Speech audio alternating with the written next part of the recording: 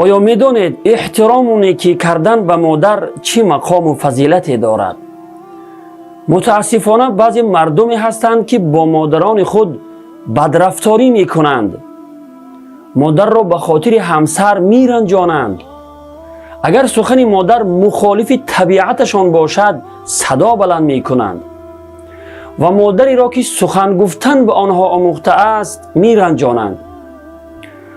خودنمایی کرده دست و پای مادر را شستن و بوسیدن و این همه را رسم و نوار گرفتن کار آسان است، ولی نه همه انسان ها احترام مادر را به طور لازم انجام می دهند. از کمترین رفتار و گفتاری که سببگار رنجش مادر می شود باید پرهیز نمود.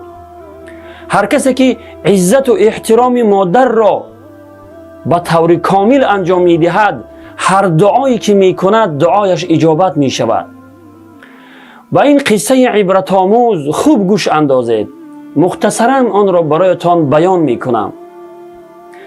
در روایت امام مسلم آمده است که حضرت عمر رضی الله عنه در جستجوی مرد از اهل یمن با نام اویس بود.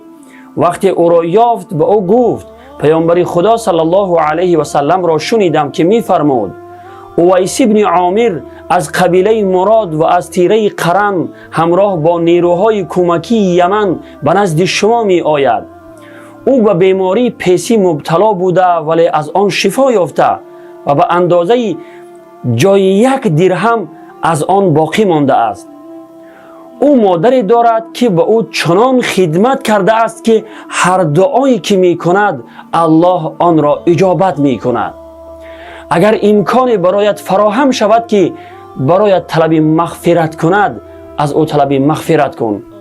پس حضرت عمر رضی الله عنه فرمودند: ای اویس، برایم طلب مغفرت کن.